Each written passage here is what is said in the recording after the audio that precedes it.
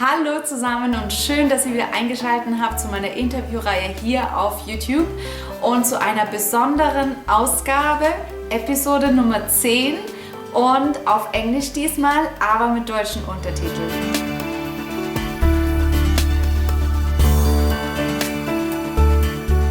Hi everybody and welcome to my YouTube channel. Thanks for tuning in to my interview series here and to a very special episode, episode number 10. And I'm really excited to present you the American-Korean conductor Holly Hyun Choe. She is a fantastic young conductor who is currently living in Zurich and conducting there. And it was such an awesome interview and a fun talk to get to know her. But first I want to present you Holly. Holly was born in Seoul, Korea, but she mostly grew up in California, USA. She started her musical journey actually quite late and discovered the clarinet at the age 13, and she taught it to herself. Her first music lessons were just much later, at the age of 19. She studied also in Long Beach, California. Later also she completed a master's degree at the New England Conservatory, and then she came to Zurich in Switzerland to study with Johannes Schläfli. She is currently the assistant conductor of Paavo Järvi at Tonhalle Orchesters Zürich, which is really amazing at her young age. Besides that, she's also the music director of Orchesterverein Wiedikon and the University of St. Gallen Alumni Symphony Orchestra.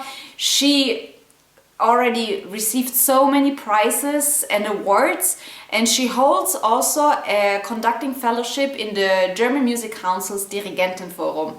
But that is not enough.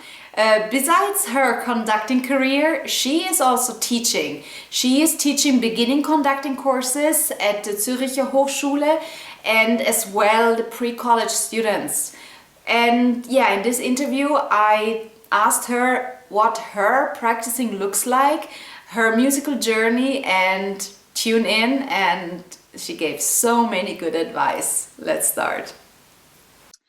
Hi Holly, and welcome to the interview series from Your Music Mind. I'm really happy to have you here.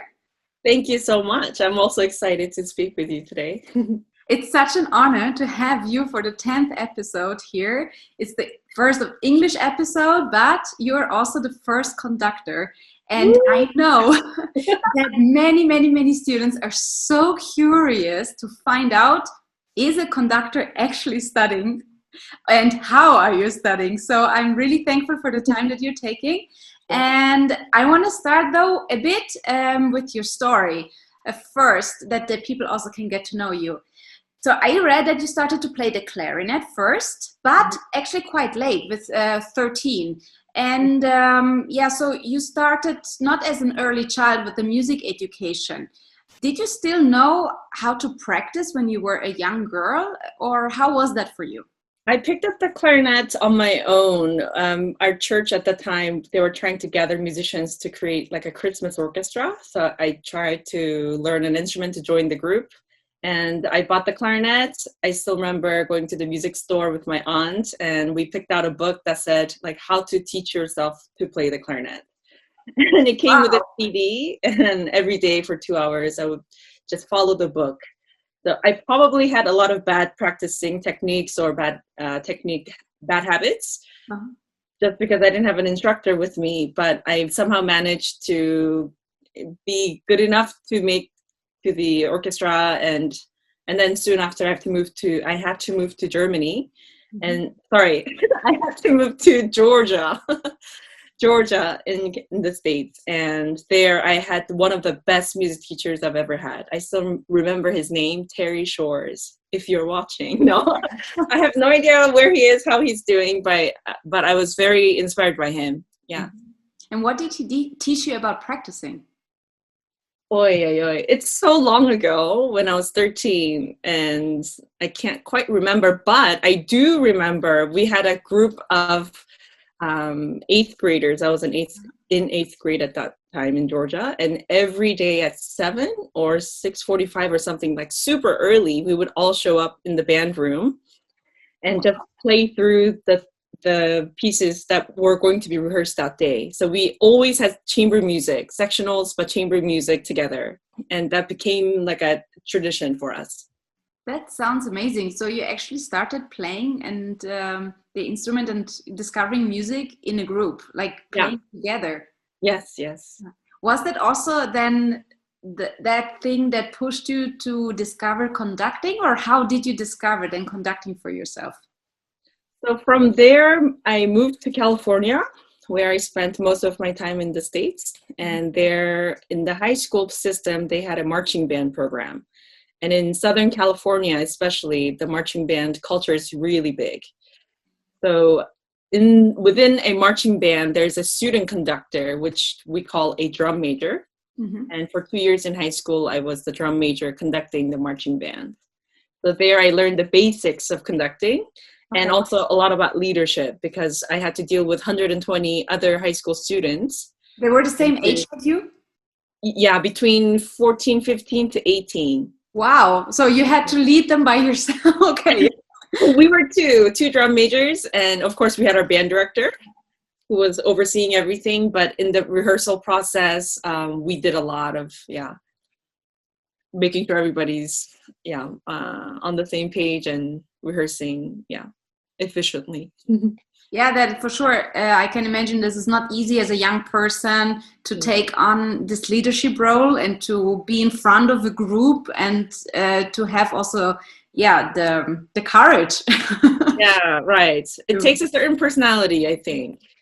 And I was quite an extrovert in high school.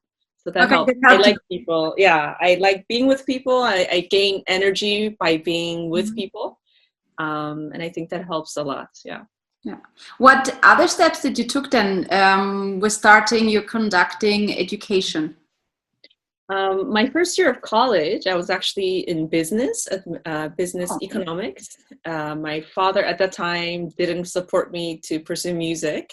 Mm-hmm. So I tried to do something else. And I realized business was not where my passion lied. So I switched back to music. So when I was 19, I went to a community college. Mm-hmm. The system in the States, you have to have prerequisite courses done before you can apply to transfer to another university. So I started again when I was 19. And there I met one of my heroes, conducting teacher heroes, Donald Berniger.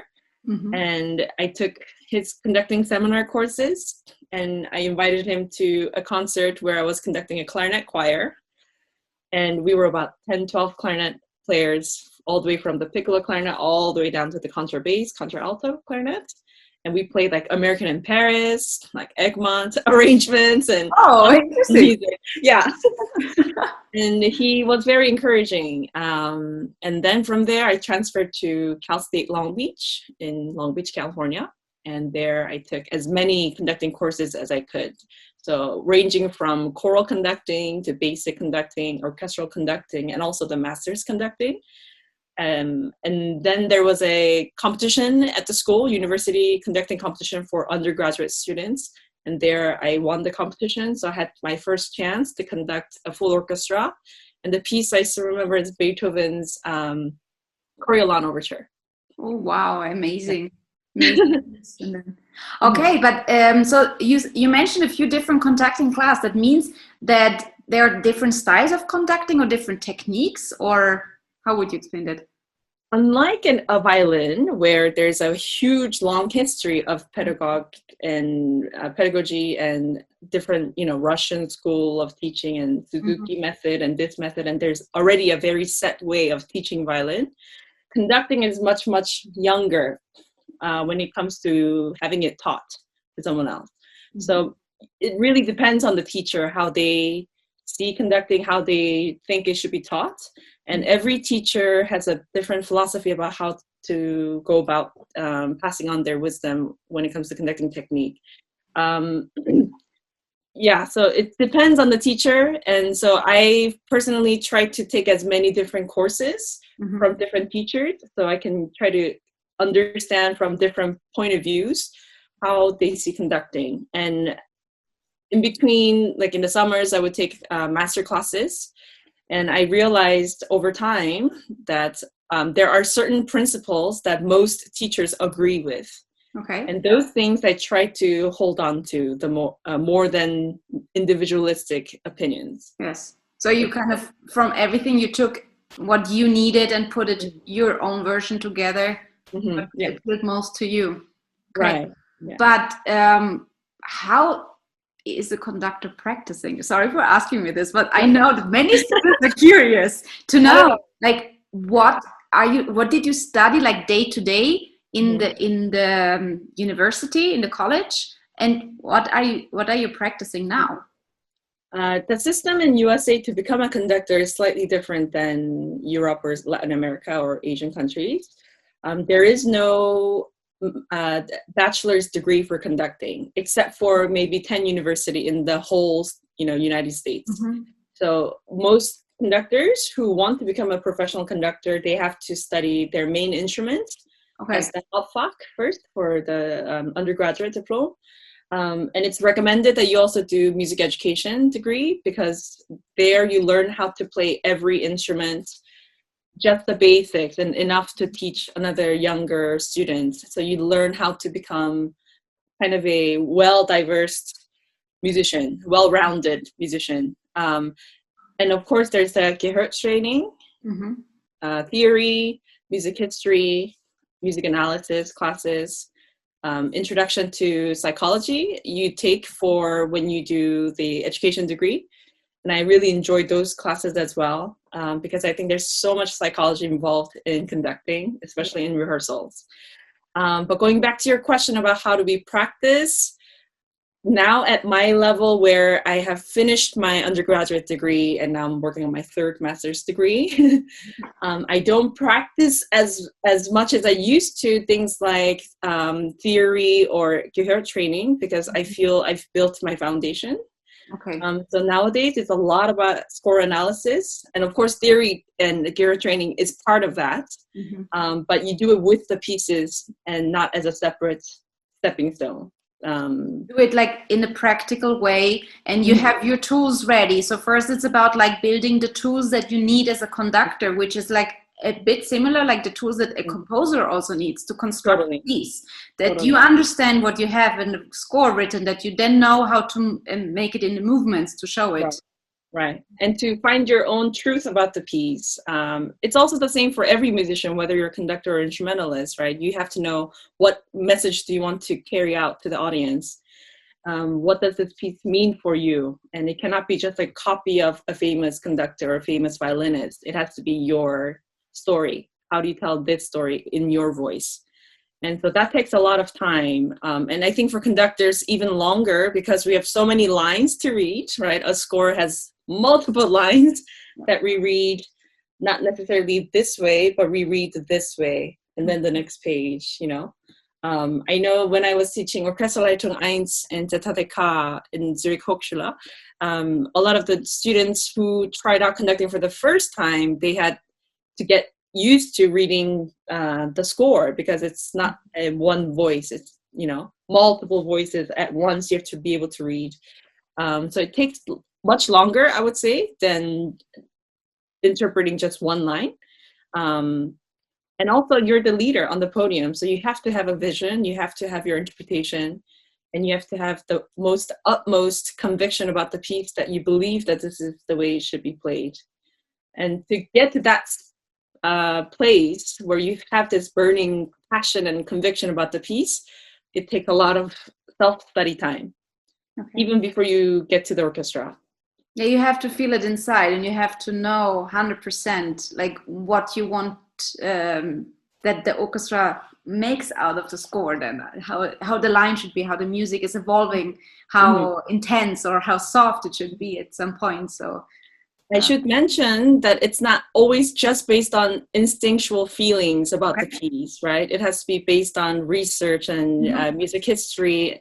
And what I try to also teach in my class is that when you first get a score, before you even open the score and see how it is actually composed, just take the score and the title and the composer and the year it was composed, and try to put yourself into their shoes.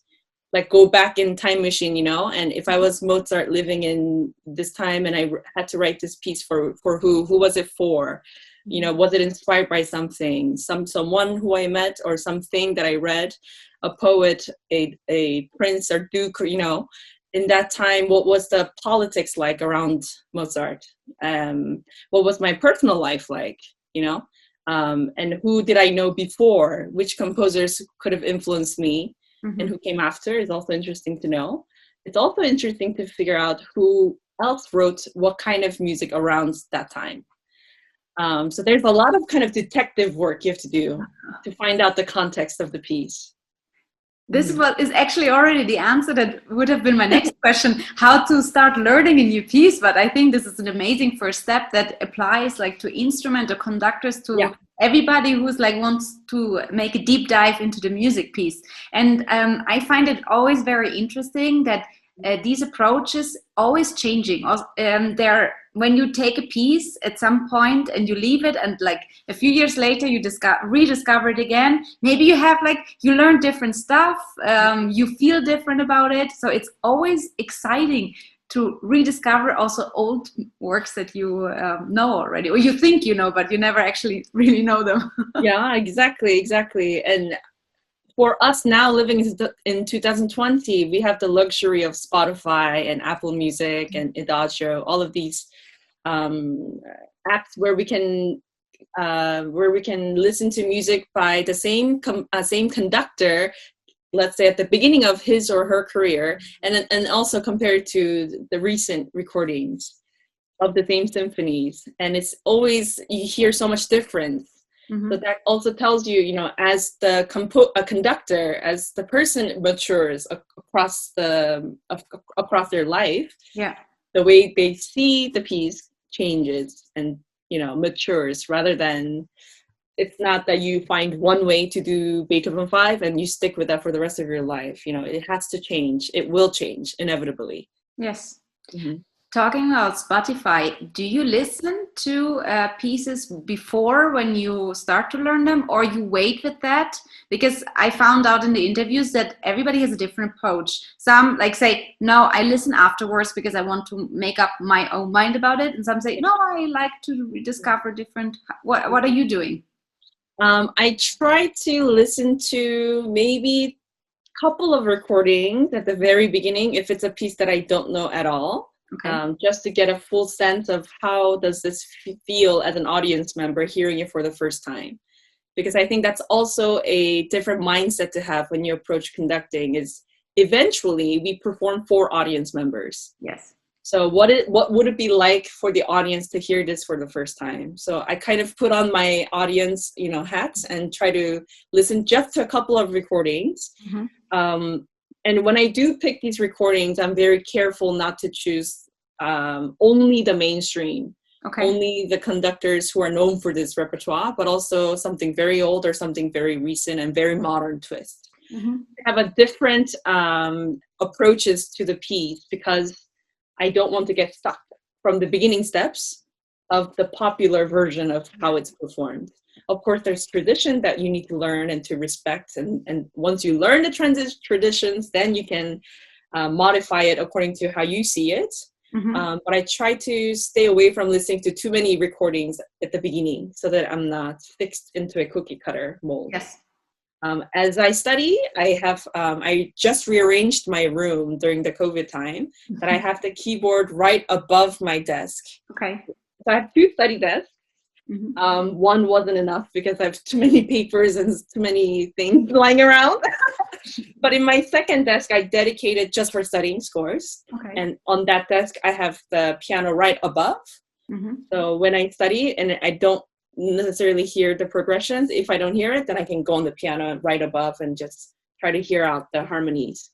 And that helps a lot if you do that process, it takes much longer for sure. Much longer to go through each page, each chord, and to kind of feel out the chords. And I'm not a pianist, so it takes me even triple longer time than a pianist would.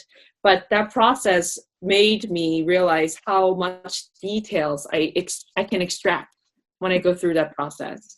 compared to when I just listen and try to learn a score with just listening to a perfect recording, right, where it's already been rehearsed and things have been already adjusted, like balance has been adjusted by the time they record a CD, right?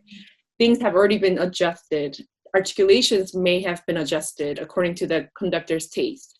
So if I listen to that finished version, what I see in the score and what I hear, I will miss a lot of details. So I try my best to stay away in my main phase of the score study. And then once I feel that I have my own version of what this piece should be, once I have that solid, then I listen to the main conductors who are known for these repertoire, and the modern people and even older people who have passed away, and try to listen to various styles with the same piece, how they approached it. Yeah, that is very good advice also for instrument students, because it's like the same. You discovered that the instrument was actually written there. Maybe, you get the first impressions with some recordings, but then it's really about you to figure it out what's written there and to understand. And you gave already so many practical advices also for students how to approach a piece. But is there something else that you tell to your students, like in the first semester when they start, where they're completely new, to say, okay, do these few steps in the beginning? Or what can a music student also at a younger age maybe do and start with? So with my university students, I encourage them to do the historical context first and listen to a few recordings. But then when they study it, we have an easy way to remember, kind of M&M, like the candy M&M, but an extra M, because the first M stands for macro. The small second M is the micro, where you go into detail, and then back to macro. So back to the big picture. So if you kind of divide your practicing time, so if you have, let's say, 6 weeks to learn a piece, then you can kind of gauge, okay, maybe the first week I do the first macro. Then next 4 weeks, I will do the micro, because that's where you will spend the most time. As you do the small micro, where you do all the detail work, the analysis, the phrase structure, looking at the orchestration, the instrumentation, how does the timbre change. Once you figure out all of that, and then you go back to the last stage, the macro again, to see the big picture. And that's kind of an easy way to remember. So the context, M. That's an amazing strategy. It's so good to remember. Thank you. For sure. Yeah. What difficulties do you see the most in students for practicing, for studying in general? One of the mistakes that I see often is that they will practice the physical part before they do the analysis. And really, the approach that I also learned with Johannes Schläfli, who is teaching in the Zurich University, is that when you finally have your conviction and you burn for that interpretation of yours, your hands will kind of know, your body will know how to translate that somehow. It doesn't mean that it'll come out looking very polished, right? If you're a beginner, you will have some rough edges, awkward hands or awkward arms or something, but it can be polished compared to if you already start with your hands and you just try to conduct the recordings, then it's hard to get to the depths of the music. So one of the big mistakes is to just wave your hands to a recording. That also trains you to have a bad habit of following the orchestra. Instead of leading. Right, instead of leading. And many teachers say that a conductor has to learn to live both or all past, present, and future. Okay, that's quite a challenge. It's very challenging, especially in in your first experiences with an orchestra, because you have so much coming at you. And first you're nervous, second you were only worried about what you do, and then you have the space in your brain to actually hear what the orchestra is playing. And then you have to react to what are they playing and how do I get them closer to my interpretation in the moment. For me, as a for me as a musician, as a violinist, especially in chamber music, the better I know the score also from the others, the freer I am and also to react. I believe it's the same for you. The better you know internally and you made the analysis part before and you know the score, the more free you can be to be aware what's happening around you and react, no? Totally. And that reminds me of an advice that I got from a 96-year-old teacher at that time when I studied conducting with him.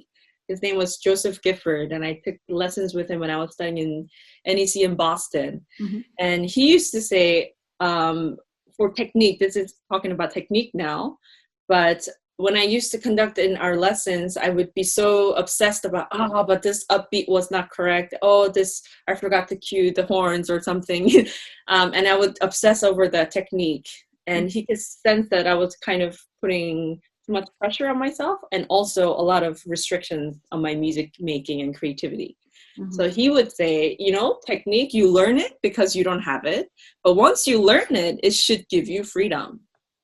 And that changed a lot of how I approached connecting technique. And what is the gesture for? Yeah. Mm-hmm. Yeah, that it's a means to an end. It's not that it's not that it is. It's we needed to make music. We needed to let it out what we feel inside. Yeah. It's the same for me with the instrument. I need to know how to make a position shift. But in the end, this is not the main goal. Right. And I think it can be a danger while studying, while learning, to be just focused. And of course, it's a big part. You are learning. You have to train the technique also, but also always try to make music, to incorporate the most little phrase that you already mastered with the technique that you can play very easy or conduct very easy. To make music immediately. Exactly. Yes. And I think this is something that as a teacher you need to repeat and repeat over again to remind them, because they get so caught up with everything else. Mm-hmm. And the idea of perfection, especially in the younger generation, our generation also, Mm-hmm. Mm-hmm. Yeah, it can be quite a pressure. And actually, I need to ask you a question from my student, from Anna. She was very curious because we talk about perfection. She wanted to know if you ever made a mistake in a concert while conducting and what you did. Okay, this question is very adorable. And thank you, Anna, for asking this question. I'm maybe slightly embarrassed to share with you that for conductors, it is the easiest to get out of mistakes because we don't actually make the sound, right? We can inspire people to make sound, but the musicians make the sound. So if we lose a pattern or if we miss a cue, we can depend on the orchestra to continue. And as long as your movement doesn't stop, you can bet that the orchestra will continue and the audience will most likely not notice your mistake.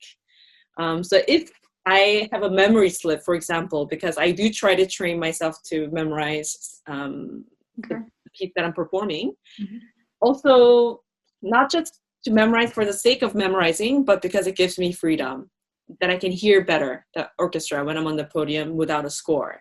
Because sometimes the score functions as like a comfort blanket. And sometimes you look down just out of habit and you don't need to. You already know the piece, but sometimes if it's there, it becomes a crutch. So if I am performing without a score and I have a memory slip, I just do my best to keep the tempo, that I don't disturb the orchestra. Sometimes our job as a conductor is just to ride the wave and not have to always be leading. Of course, as I said, past, present, future, you're jumping back and forth these three zones simultaneously, milliseconds, apart. And sometimes you have to be ahead. And where you have to lead are definitely places like entrances and people exiting, or the transitions of tempo, or if there's something new change, if there's a change happening in the music, then you should be leading. But if it's in the middle of the phrase, you should also learn to trust the musicians and to let them play, because it's not about the conductor why people come to the concert. It should be about the music. And the people making the sound are the musicians playing in the orchestra, not the conductor. Mm-hmm.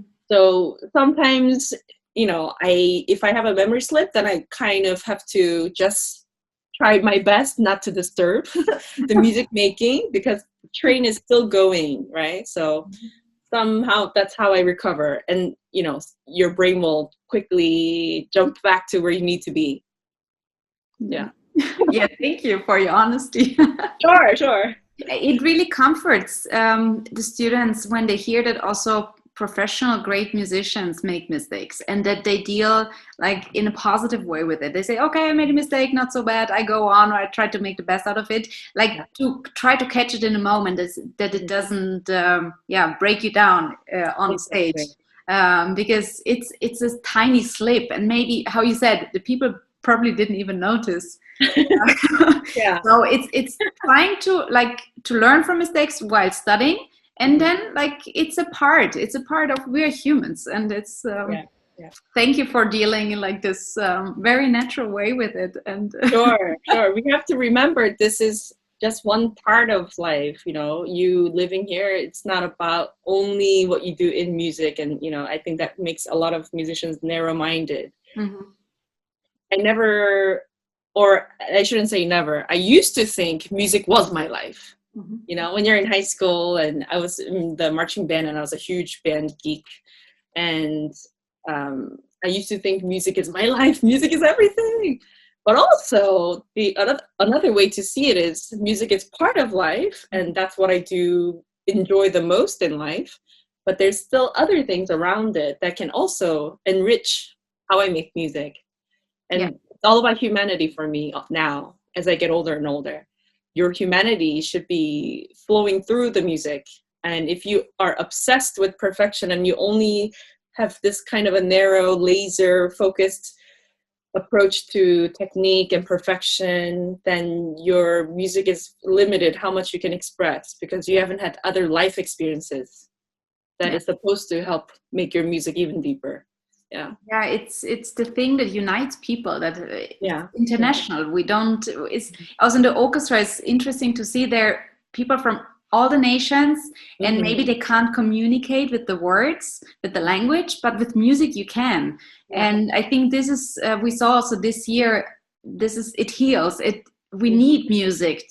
It's a community, and this should be always the main focus and our main goal, to be part of this, and of course to share it, because in the end we make music for to give something. Like, we got a gift that we have to share, and of course the most fun is to make it with others. Yes And with an audience, let's hope soon again. Exactly. I think it's a great way to sympathize with people. Music is a way to non-verbally communicate many of these sensitive feelings, because if you also, something that I've been realizing recently, as I'm studying more scores than I usually have time for, because now everybody's kind of stuck at home, is that composers were humans. You know, sometimes we make them into kind of gods, and we just see Beethoven and we're like, wow, you know, or Brahms, wow.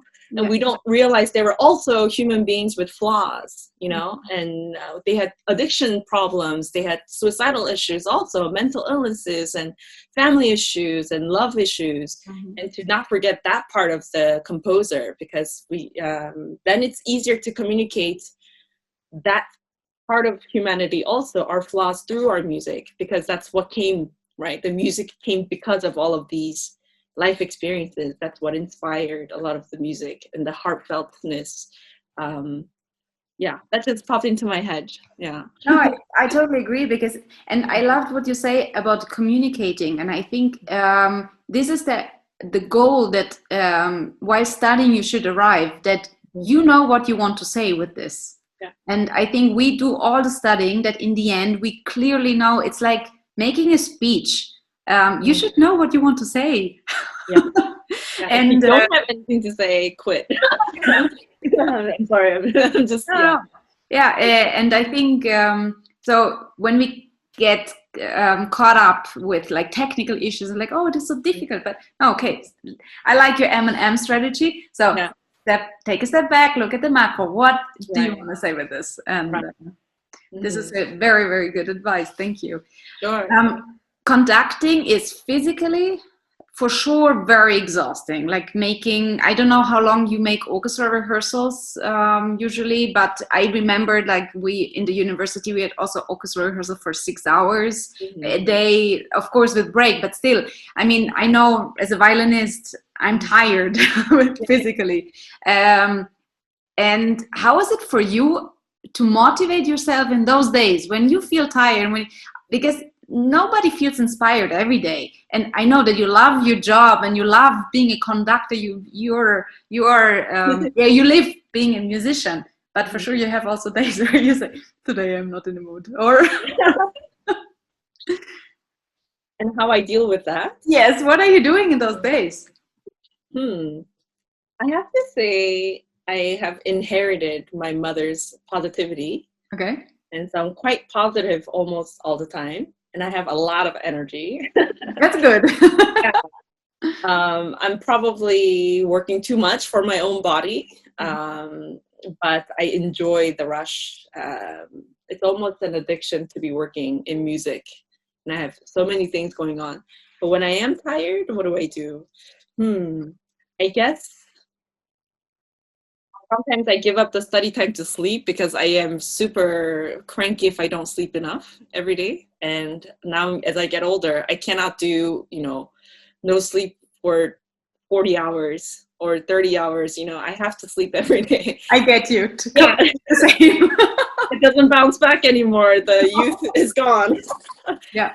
But I think when I get tired, I try to think always from the other people's perspective. When they come to rehearsal, there's a certain expectation that is expected of me to give what is necessary, but also just on a human level, they came because they enjoy it. And I'm not there to ruin someone else's joy, only to participate in the joy. And that should be therapeutic. Somehow, I do think in your leadership as a conductor, when you lead rehearsals, there is a way to set the tone of your orchestra rehearsal that everybody feels this is a place where we're here to kind of work also, but to mentally and emotionally let go. And if you can set that tone, then work is just fun. Yes. Yeah. I know that sounds probably cheesy to say, but I haven't gotten to such a low point yet. No, I totally get you, because it's just like this. I think those days when and it's also very normal to feel tired and like to say, oh, today I really don't want to study, or like today, no, I have to do to learn this new score. Like, no, I do it tomorrow. But I like your point of view that you say, okay, that you don't start from yourself. You to see your need. You also consider the other person, the others. And take responsibility for that. And sometimes this is what can motivate also. So to find both, of course, your joy inside you need to have for doing it. Otherwise, nobody can push you. But then also sometimes to say, okay, I'm not in the mood, but I do it for the other one. And I think this is also in music very, very special that we can share this. Like, it's not like in any other job. Surely not. Yeah. So maybe sometimes the students, if they are not in the mood, they can just do it for the teacher, for the parent, or do it anyway. Right. I really do think your energy, how you set the class, it's so contagious. Your joy is so contagious. Also, the bad attitude is also contagious. If you have one student out of 20 who's really having a bad day, that person can infect the whole class to also be, But also for me as a teacher, it's like I can have 9 wonderful students, and the one student that was in a bad mood, kills the day. Right. But then I can also choose and say it's the same for me. Like when I go teaching and I had a tough morning and so many other things and so many things went wrong, and then I always make myself a rule: when I step foot into the school, I'm here for the students. Whatever happened before, it doesn't matter. If I feel good or bad, it's not their fault, and they deserve to have a great musical experience in that day. because I see them once a week, and it's not fair if I like put my bad mood on them. And even if I'm tired, it doesn't matter, because they came for making music from learning, and so I need to be the role model. If I want them to practice chaos, I need to do it first. Yeah, brava, exactly. And I think everybody can start small in their field. You don't need to be conductor or teacher, or like also young ones. Like when you're in the school orchestra, if you want that there's a positive atmosphere in your section, in your instrument section, start you, give you. And I think that is like a very important switch, that we don't expect that it has to be. No, you start.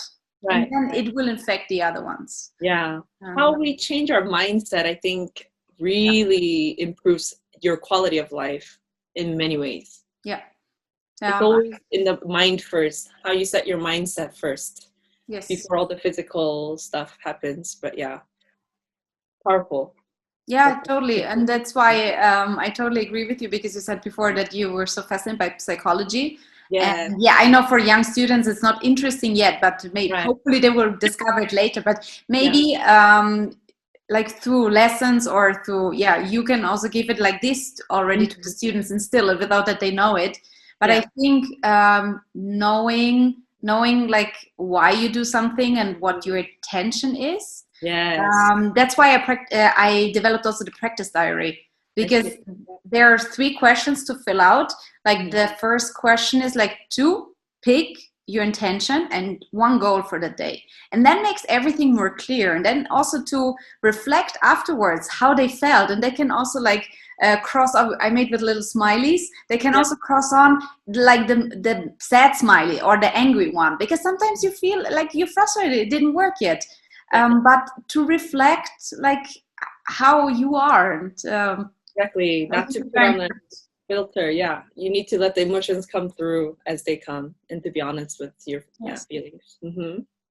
You mentioned before that you work a lot and that you study a lot and learn a lot of new scores. I know that you are assistant conductor in Tonhalle Orchesters Zürich under Paavo Järvi, which is really exciting, and I think you can learn so much from him. And I read also that you're the music director of the Orchesterverein Dirigieren, and you conduct University Symphony Orchestra of St. Gallen Alumni Orchestra. You're teaching. What is your time schedule? When you have time to practice? Because students always say, I didn't have time. It's so much going on. When are you? Well, how do you do that? Again, I think you have to have a very, very strong self-discipline, and to make that an excuse when you say, I don't have time for it, that is an excuse. And you make that like a golden, like, like you never say, I didn't have time. It's rather you didn't make time. How I manage everything, I don't know, but somehow I keep going 1 step at a time. Maybe I don't try to look too far in advance. I'm also in fellowships at the same time, and that also, I'm kind of split in like 6 directions, and I just take it week by week. And I often don't have enough memory space to know what am I doing in 3 weeks. It's very step by step. I don't try to overcrowd my brain with what I have to do. Of course, you need to plan ahead for especially Tonhalle, because the scores that Paavo picks, sometimes I don't know them and I need to study now. So I'm ready to assist as professionally as possible when the time comes. So again, this macro helps. That you plan very large, long-term goals, and then you go back to your short-term goals, and that's where you spend the most time. And for me to handle everything at the moment, I think I spend a lot of time day by day, week by week. And if you have to lose sleep, you have to lose sleep. If you don't have time to eat, then I find a way to grab something and eat on the way as I travel. And it's maybe not the healthiest, most balanced way of living life, but I feel as someone in their 20s, I should try to go as fiery as I can while my body can handle it. But yes, there are days where I only have 1 meal of the day, or I eat dinner at like 11:30 after rehearsal or things like this. But I think it's manageable for now. Yeah, I liked very much what you said, that in order not to get overwhelmed, to take it one step at a time, and but in the same time also like to make a choice. It's not like that you have to go against something, but you pick your priority. Yeah. And I think when you want to study seriously an instrument or conducting or like be in sports or something, and if you don't want to make it just as a hobby, ordinary, which is totally fine as well, but even then, like a certain time you have to dedicate in order that you also have joy with your progress. And I think it's about like setting the priorities and you don't miss out on anything. You chose that, and then making one step at a time, and not being like overwhelmed, like, oh, I have to learn everything in once. No, it's a journey. It's a way. Yeah, I think this is the most. Still, you said it's not a balance, but I think it's a very healthy way to achieve so many things at the same time, and to stay sane at the same moment. Right. I do make time to take breaks. I think taking short breaks is very helpful in your studying or practicing. I know friends who will practice in the practice room for 6 hours without taking any breaks, and this is so unhealthy. So please take breaks, small breaks, 5-10 minute breaks every hour or even less, depending on your age and level. And everybody needs breaks. Sometimes I watch Netflix if I need a mental break to get my mind away from what I'm doing at that moment, because sometimes when you take a break and you come back, you're so much faster and more efficient. Definitely. Yeah. Everybody's different, so you have to figure out how you work the best. What kind of learner are you? Are you visually, learning, or auto or kinesthetically? Figuring out how you learn the best and maximizing that. Yeah, this is actually amazing practice advice for the students. Happy to share. Yeah. Holly, I could continue so much longer with you. It's so interesting, and maybe I'm going to re-invite you for another talk. But I want to also respect your time, because I know how much you have to still prepare and how much work you have to do. So that's why I want to finish here, and I'm really, really grateful to had you on this interview, and I'm sure that many students can take so great advice from you. Let's hope that we can travel again, and that many can come and visit you to see you conducting. Where can people follow you, and where can they stay in touch with you? Where are you most? I'm most in Zurich. If anybody is welcome to come to my rehearsals. With Tonhalle, it's a little bit tricky with the COVID situation. Yes, but I can do my best. In the future, let's hope. I have my website, hollyhyunchoe.com, and my email address is also easyhollychoe@gmail.com. Feel free to message me. I'm always willing to share from my experience.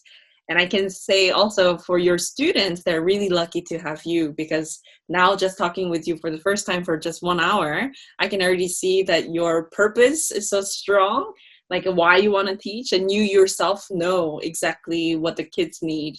And it seems like you're a very warm person and a very passionate and diligent teacher. So I think your students are very lucky to have you. Thank you very much, Holly. Yeah, really. Thanks for inviting me. It's been a huge pleasure. I will link everything below. Are you also on social media? Yes, Facebook, Instagram, Twitter. Yeah. I will put everything below, and then they can follow you. And thank you very much for the offer to get in touch with you. Yeah, and, sure. If there are any follow-up questions, we'll see. I will send them, and then we'll... Wunderbar. Wunderbar. Thank you very much, Holly. And take care. You too. Bleib gesund. Alles Ja, Gute. auch. Danke. Bye, bye.